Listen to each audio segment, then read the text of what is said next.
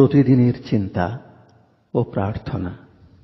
৫ই জুন, দিনের প্রধান চিন্তা।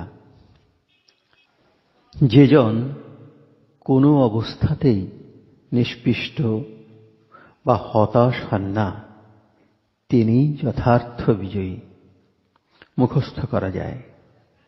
চিন্তার গতি মোর, হয় যাবে ঊর্ধ্বমুখ, চাহি তব পানে, রহি প্রভু পরম শান্তিতে আমি।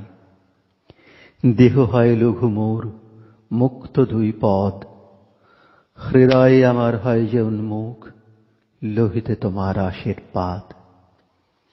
উপদেশ: জীবনের যাত্রাপথে সাহস, ভরসা ও আনন্দ, এই ৩ গুণ তোমার সাথী হোক।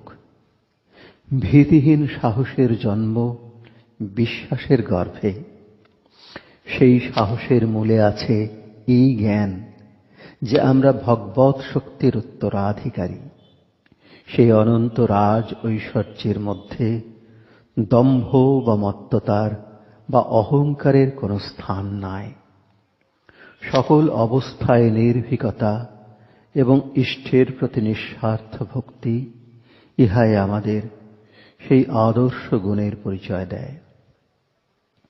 প্রার্থনা: হে পরম আনন্দময় দেবতা, আমার সমস্ত সত্তা তোমার পূর্ণ সত্তা দ্বারা প্লাবিত করো। তুমি আমাকে নিষ্ঠাবান ও অবিচলিত করো।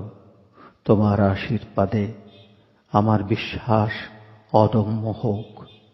আমার অন্তর যেন অনুক্ষণ সকল কর্মে ও খেলায় তোমাতেই নিবদ্ধ হইয়া থাকে।